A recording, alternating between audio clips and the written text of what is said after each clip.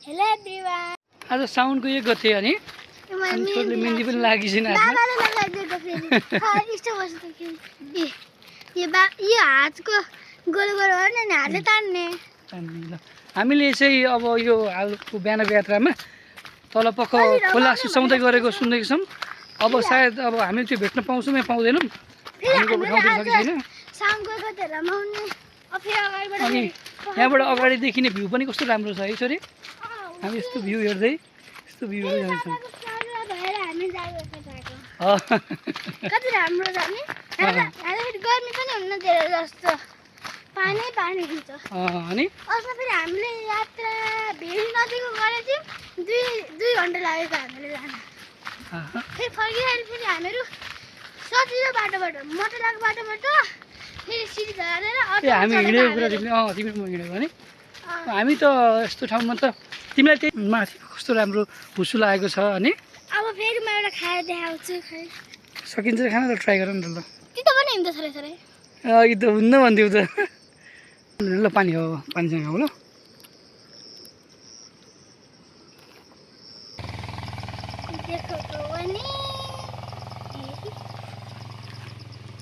फेरि अब हजुरले अगाडिबाट फेरि एउटा झर्ना देखिन्छ होला अनि झर्ना भन्दा पनि थोरै बगेको पानी यस्तो छ। हामी यस्तो बाटो हिँड्दैछौँ। फेरि सल्लाहहरूको रूप पनि धेरै भएको छ होइन। यहाँ मैले भने जस्तै रहेछ सानो झरना फेरि तल जाने माथिबाट बग्दै गइरहेछ माथि हामी उठ्यो माथिबाट आएको हिँडिरहेको छ बुवा छेउमा यो भ्यू हेर्दै अगाडि यो थोरै पहिरो गएको रहेछ। यो बाटो क्रस गरेर हामी अगाडि जाँदैछौँ। फेरि अगाडिबाट फेरि एउटा सानो खोला भेटिन्छ। अस्ति किसिमको म पनि गएको थियौँ।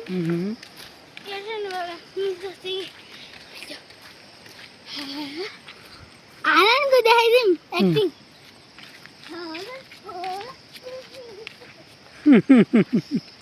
यो आवाज हामी सुन्दैछौँ। हामी कहाँ आइपुग्यौँ भन्दा तल बग्दै गरेको यो खोला पानी सफा देखिन्छ क्या है जस्तो त्यो पानीको धेरै प्रेसस भएर क्या यस्तो भएको यस्तो पहिरो त गइरहन्छ नि पानी परेको बेला। अब हामी पुग्दैछौँ नजिकै झरनाको या पाइप फुटेर पानीहरू पनि यस्तो माथि गएको छ।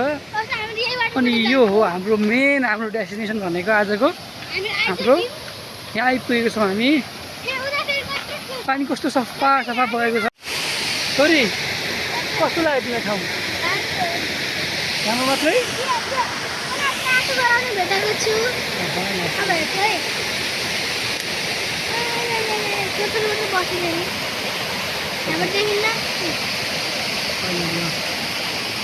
अब हामी त्यसको छेउछेउै भएर त्यहाँ जाँदैछौँ।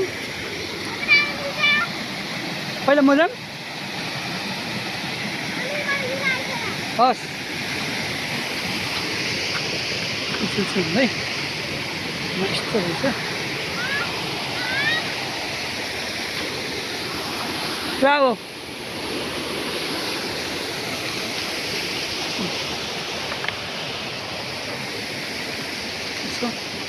फाइनली हामी आइपुग्यौँ।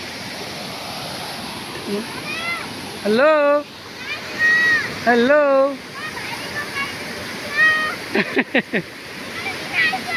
लाउ बाटो नै छ।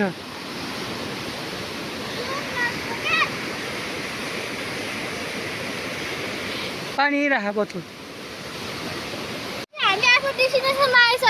अनि आएर हामी खोलामा खेल्दैछौँ।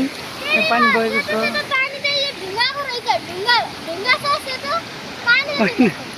पानी सफा भएको भएर यस्तो भएको के चिसो हुन्छ चिसो छ नि त अनि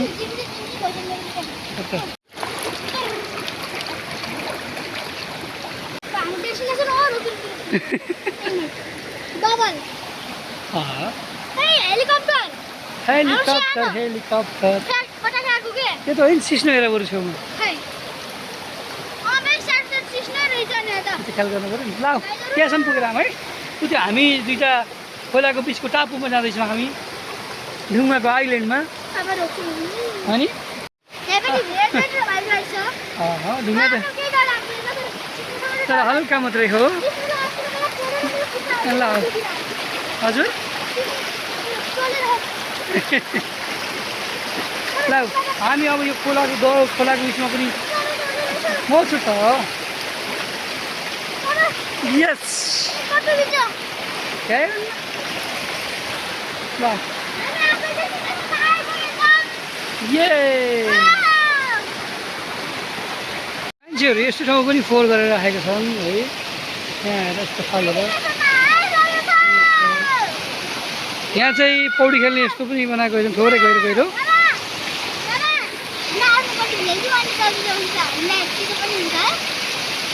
एक्टिङ